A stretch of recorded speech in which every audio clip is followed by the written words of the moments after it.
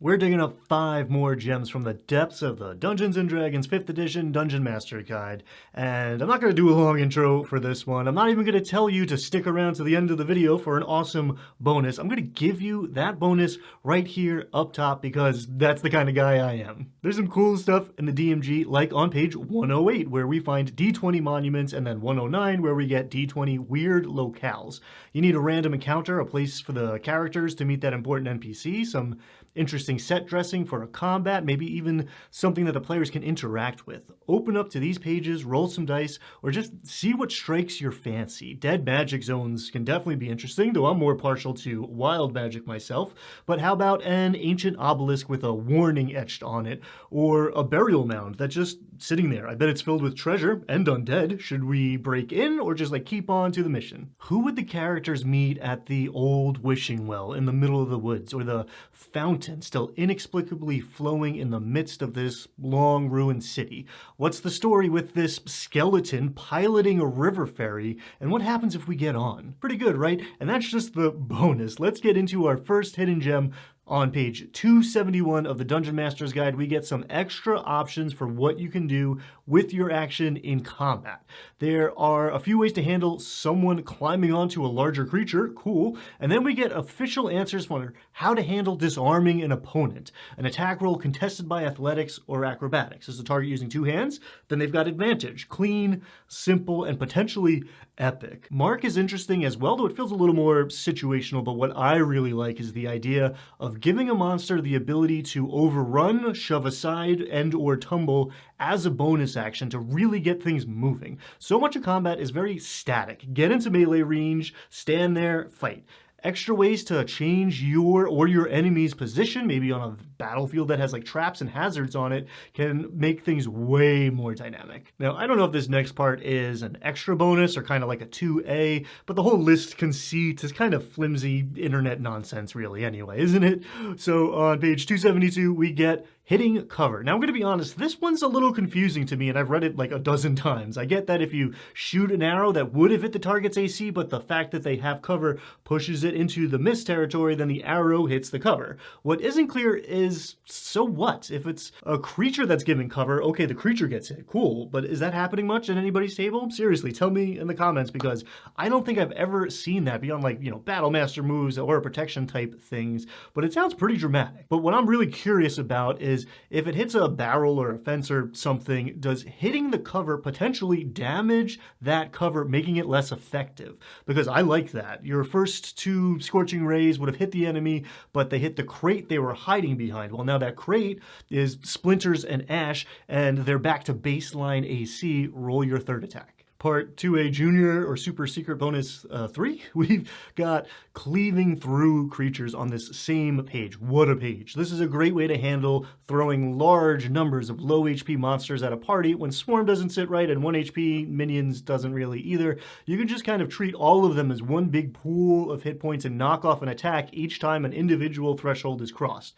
This is often awesome when those kobolds or gnolls or whatever that were such a threat when our heroes first started out at level 1 come back just to get mowed down in large numbers later in the game. I'll pull this one out sometimes too when a character gets a big meaty crit, but the target only had 3 HP left while the one next to it is sitting at full health. The player is going to feel extra great as you describe their axe cleaving through the target and the momentum carrying the remaining damage through to the next one.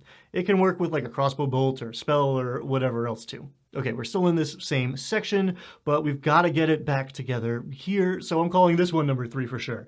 On page 272 of the DMG, there is a table for lingering injuries. I suggest using this one with caution because some players might hate it, and I bet most of them have never seen it used before. But when the time comes, this can be a way to impart some lasting consequences into a game system that often doesn't feel like it has many.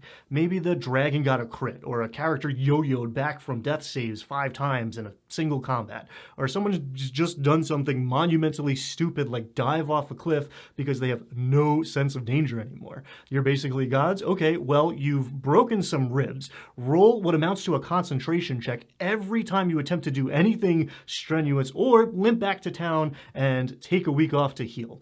Or how about you lost an eye and now you get disadvantage on perception checks. So you lost a leg and your speed is halved until you get a prosthetic.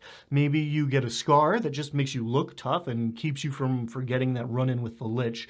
But maybe you got disfigured to such a degree that you have disadvantage on all persuasion checks but advantage on intimidation now. In a medieval fantasy society that's teeming with monsters and violence, a lot of these could also be law enforcement strategies as well. The characters aren't afraid of the city watch. Well, maybe they will be after they lose a hand for stealing. It's just another tool in the Dungeon Master's toolbox, and like I say, it's always good to have options. Number 4, and it's totally on a different page, so it totally gets its own number.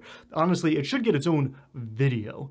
Dungeon Master's Guide, page 273, gives us a little section on morale. This is a very simple but very powerful mechanic. If you want to make it more complex, have at it, of course, but the idea is that not every creature is going to want to fight to the death under every set of conditions in every combat. Maybe the party took out the bugbear boss and the goblins think about scattering. Maybe these kobolds just watched a fireball take out half of their population. Or maybe this beast was just hungry and didn't realize that our heroes were not an easy meal. A quick wisdom saving throw, and honestly, when I do this, I usually just straight up roll a d20, no modifiers, and if it's under 10, the opposition breaks. Maybe they run, maybe they surrender. If the player characters don't take that for an answer, okay, back to fighting in order to survive. But a lot of the time, creatures are going to want to live to see another day. And if they do get away, maybe we will see them that other day.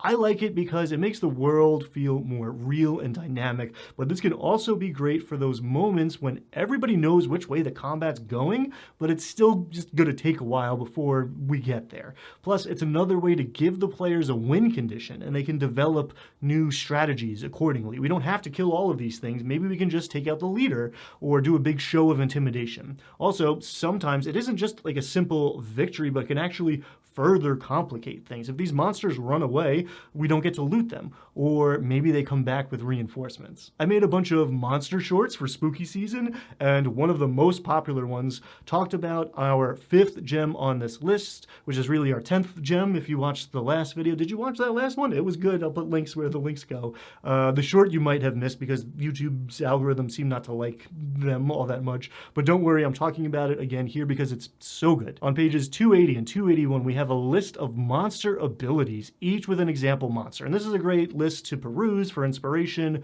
Looking at like creatures based on their defining feature and not their name can spark some creativity for sure. But the way I see it, this is also a menu for dungeon masters looking to homebrew or just add a cool ability to an existing monster.